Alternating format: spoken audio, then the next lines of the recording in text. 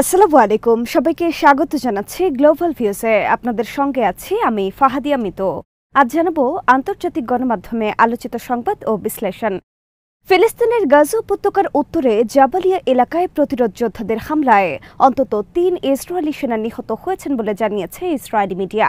সোমবার বিকেলে মিডিয়াগুলোর খবরে বলা হয়, ইসরায়েলের একটি সামরিক হামভিকে একটি অ্যান্টি ট্যাঙ্ক মিসাইল আঘাত করলে অন্তত ৩ জন সেনা নিহত হন এবং অনেকে আহত হন। এই হামলাকে প্রতিরোধ যোদ্ধাদের নতুন উদ্যমে শুরু করা বৃহত্তর হামলার অংশ হিসেবে বর্ণনা করেছে ইসরায়েলি মিডিয়া। খবরে বলা হয়, গাজার বিভিন্ন স্থানে প্রচণ্ড লড়াই চলছে।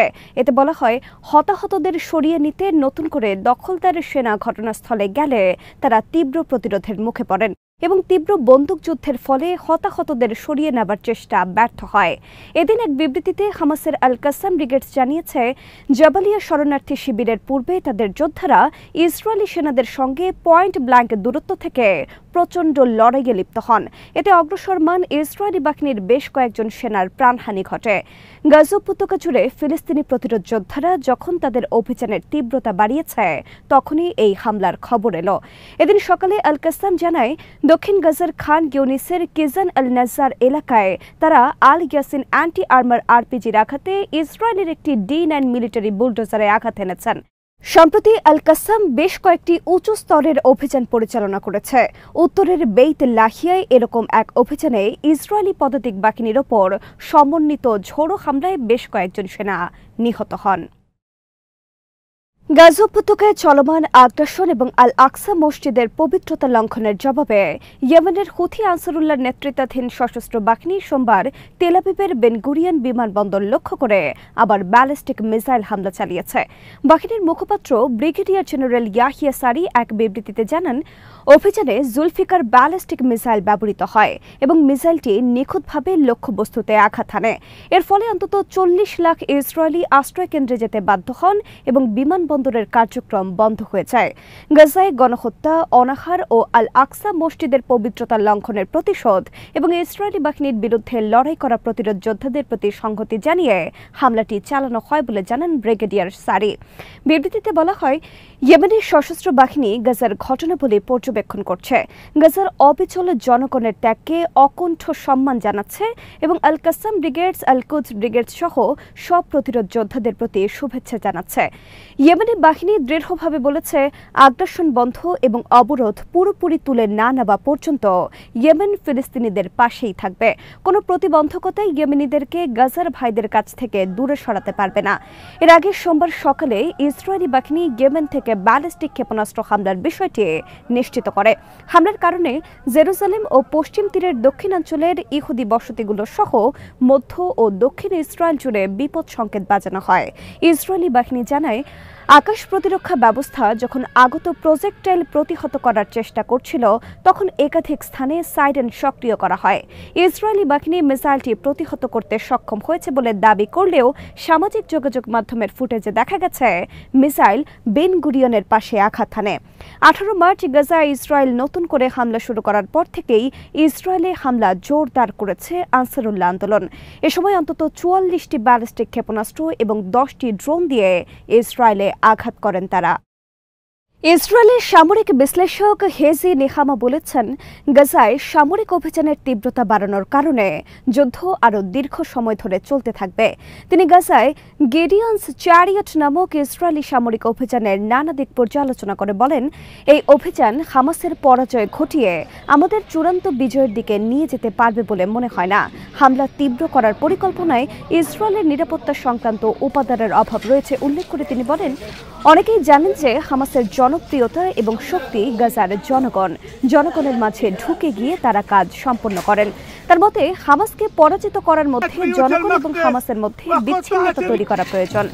ইসরায়েলি সেনাবাহিনীর রিজার্ভ ফোর্সের এক কর্মকর্তা সতর্ক করে বলেন, যদি ইসরায়েল তার বর্তমান পথে চলতে থাকে এবং গাজায় যুদ্ধের পরিধি প্রসারিত করে, তাহলে তারা অন্তহীন যুদ্ধে জড়িয়ে পড়বে। তারা হামাসকে পরাজিত করতে পারবে না এবং ইসরায়েলি বন্দীদের মুক্ত করতেও সফল হবে না। ইসরায়েলের সাবেক প্রধানমন্ত্রী এহুদ ওলমার্ট বলেছেন, ইসরায়েল এখন গুন্ডাদের মাধ্যমে পরিচালিত হচ্ছে।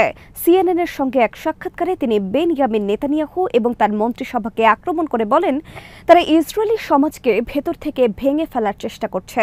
তিনি বলেন, আন্তর্জাতিক সম্প্রদায়কে অবশ্যই জানতে হবে যে ইসরায়েলের আসল কণ্ঠস্বর Itamar Ben Gvir, Bezalel Smotrich বা বেনিয়ামিন নেতানিয়াহু নয়। ওলমার্ট বলেন, এই লোকেরা সমগ্র ইসরায়েলি সরকারের প্রতিনিধিত্ব করে না, বিশেষ করে যারা গাজায় অনাহার নীতি এবং পশ্চিম তীরে ফিলিস্তিনিদের ওপর প্রতিদিন নৃশংসতা চালানোর আহ্বান জানাচ্ছে। নেতানিয়াহু সরকারের কট্টর সমালোচক সাবেক এই প্রধানমন্ত্রী এর আগেও গাজা যুদ্ধনীতির তীব্র সমালোচনা করেছেন। তার মতে, এই অপরিণামদর্শী যুদ্ধের মাসুল ইসরায়েলিদের বড় পরিসরে গুনতে হবে এবং এই যুদ্ধে ইসরায়েল হামাসকে পরাজিত করতে সক্ষম হবে না।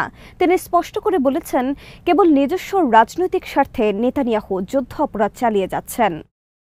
গাজায় ইসরায়েল যুদ্ধ অপরাধ করেছে, এ নিয়ে কোনো সন্দেহ নেই বলে মন্তব্য করেছেন সাবেক মার্কিন প্রেসিডেন্ট জো বাইডেন প্রশাসনের পররাষ্ট্র দপ্তরের মুখপাত্র ম্যাথিউ মিলার। স্কাই নিউজের সঙ্গে এক সাক্ষাৎকারে বাইডেন প্রশাসনের অভ্যন্তরীণ বিরোধ, টানাপোড়েন ও নানা চ্যালেঞ্জ নিয়েও কথা বলেন মিলার। 2023 সাল থেকে বাইডেনের মেয়াদ শেষ হওয়া পর্যন্ত মার্কিন পররাষ্ট্র দপ্তরের মুখপাত্র হিসেবে মিলার দায়িত্ব পালন করেন। নিয়মিত ব্রিফিংয়ে তার কাজ ছিল ইউক্রেন থেকে শুরু করে গাজাসহ বিভিন্ন বিষয়ে মার্কিন পররাষ্ট্রনীতি ব্যাখ্যা করা এবং প্রশাসনের অবস্থান তুলে ধরা। গাজায় গণহত্যার অভিযোগ সম্পর্কে জানতে চাইলে মিলার বলেন, আমি মনে করি না এটা গণহত্যা, কিন্তু ইসরায়েল যুদ্ধ অপরাধ করেছে এ বিষয়ে আমার কোনো সন্দেহ নেই। সরকারে থাকাকালে কেন এই কথা বলেননি এমন প্রশ্নের জবাব মিলার বলেন, যখন আপনি মঞ্চে সরকারি মুখপাত্র হিসেবে থাকবেন তখন আপনি ব্যক্তিগত মতামত প্রকাশ করতে পারেন না, তখন আপনি সরকারের সিদ্ধান্ত তুলে ধরেন। সে সময় যুক্তরাষ্ট্র এই সিদ্ধান্তে আসেনি যে ইসরায়েল যুদ্ধ অপরাধ করেছে, এখনও সেই সিদ্ধান্তে আসেনি সরকার। নিজের বক্তব্য ব্যাখ্যা করতে গিয়ে মিলার বলেন, যুদ্ধ অপরাধ নিয়ে দুটি দৃষ্টিভঙ্গি রয়েছে। একটি হলো, যদি কোনো রাষ্ট্র ইচ্ছাকৃতভাবে যুদ্ধ অপরাধের নীতি অনুসরণ করে কিংবা এমনভাবে বেপরোয়া আচরণ করে যা যুদ্ধ অপরাধকে সহায়তা ও প্ররোচনা দেয়। সাবেক বাইডেন প্রশাসনের এই সিনিয়র কর্মকর্তা বলেন, তিনি মনে করেন কিছু নির্দিষ্ট ঘটনায় যুদ্ধ অপরাধ হয়েছে। ইসরায়েলি সেনা ও সামরিক বাহিনীর সদস্যরা এই যুদ্ধ অপরাধ করেছেন। গাজা নীতি নিয়ে বাইডেন প্রশাসনের অবস্থান সম্পর্কে প্রশ্ন করা হলে মিলার বলেন, যুক্তরাষ্ট্র ইসরায়েল সম্পর্ক নিয়ে প্রশাসনের ভেতরে ছোট বড় মতবিরোধ ছিল। নীতি কিভাবে পরিচালনা করা হবে তা নিয়ে শুরু থেকেই মতবিরোধ দেখা গেছে। কিছু ছিল বড় ধরনের মতবিরোধ, কিছু ছোট।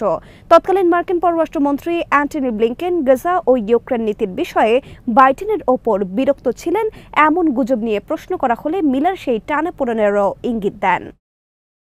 অবরুদ্ধ গাজায় ইসরায়েলি হামলায় আরও 52 ফিলিস্তিনি নিহত হয়েছেন। এর মধ্যে 17 জন নিহত হন উত্তর গাজার জাবালিয়ায় এবং 35 জন নিহত হন দক্ষিণের রাফা শহরে। এর মধ্য দিয়ে উপত্যকাটিতে নিহতের সংখ্যা 54,470 জনে পৌঁছেছে। সোমবার গাজার স্বাস্থ্য মন্ত্রণালয়ের বিবৃতিতে বলা হয়, সর্বশেষ 24 ঘণ্টায় 52টি মরদেহ হাসপাতালে আনা হয়েছে। একই সময়ে আহত হয়েছেন আরও 503 জন, ফলে মোট আহতের সংখ্যা দাঁড়িয়েছে 1,24,693 জনে। বিবৃতিতে আরও জানানো হয়, বহু মানুষ এখনও ধ্বংসস্তূপের নিচে এবং রাস্তায় আটকে আছেন। ইসরায়েলি বাধায় উদ্ধারকর্মীরা সেখানে পৌঁছাতে পারছেন না। 6,000 করে মোট 12,000 সেনার লাশ বিনিময়ে সম্মত হয়েছে রাশিয়া ও ইউক্রেন। পাশাপাশি উভয় বাহিনীর যেসব সেনা আহত অবস্থায় বন্দী হয়েছেন তাদেরকেও মুক্তি দেওয়া হবে। এ সংখ্যা 1,000 জনেরও বেশি। তুরস্কের ইস্তাম্বুল শহরে শান্তি সংলাপে দুই দেশের প্রতিনিধিরা এই সমঝোতায় পৌঁছেছেন। সোমবার এক সংবাদ সম্মেলনে এই তথ্য জানান ইউক্রেনের প্রতিরক্ষা মন্ত্রী রুস্তেম উমেরভ। ইস্তাম্বুলে ইউক্রেনের যে প্রতিনিধি দল অবস্থান করছে তার নেতৃত্ব দিচ্ছেন তিনি। রুস্তেম বলেন, আমরা অল ফর অল নীতির আওতায় উভয় পক্ষের গুরুতর আহত ও অসুস্থ সব সেনার মুক্তি দিতে সম্মত হয়েছে। এছাড়া 18 থেকে 25 বছর বয়সী সব সেনাকে মুক্তি দেওয়া হবে। উভয় পক্ষ 6,000 করে মোট 12,000 সেনার লাশ বিনিময়ে সম্মত হয়েছে বলে জানান তিনি। ইস্তাম্বুলে রুশ প্রতিনিধি দলের নেতৃত্ব দিচ্ছেন রাশিয়ার সাবেক সংস্কৃতি বিষয়ক মন্ত্রী এবং বর্তমানে পুতিনের সহকারী ভ্লাদিমির মেডিনস্কি। সোমবার ইস্তাম্বুলের সংবাদ সম্মেলনে তিনি বলেন, আমরা এ যাবৎকালের সবচেয়ে বড় যুদ্ধবন্দী ও লাশ বিনিময় নিয়ে সমঝোতায় পৌঁছেছে। অল ফর অল নীতির আওতায় প্রথম ধাপে ৬,০০০ করে সেনার লাশ এবং গুরুতর আহত ও অসুস্থ সব সেনাকে মুক্তি দেওয়া হবে। পরের ধাপে উভয় পক্ষের ১৮ থেকে ২৫ বছর বয়সী সব যুদ্ধবন্দী সেনা মুক্তি পাবেন। শুধু তাই নয়, আত্মীয় স্বজনরা যেন লাশ এবং আহত ও অসুস্থ সেনাদের গ্রহণ করতে আসতে পারেন, সেজন্য আমরা ২ অথবা ৩ দিনের যুদ্ধবিরতির প্রস্তাব দিয়েছি এবং কিয়েভ তাতে সম্মতি দিয়েছে। আমাদের সমঝোতা চূড়ান্ত হয়েছে, খুব শিগগিরই বাস্তবায়ন করা হবে। আজ এখানেই শেষ করছি। সবাই ভালো থাকুন, সুস্থ থাকুন আর দেখতে থাকুন বিডি ভিউজ। চ্যানেলটি ভালো লাগলে সাবস্ক্রাইব করুন, সংযুক্ত থাকুন আমাদের ফেসবুক পেজে। আল্লাহ হাফেজ।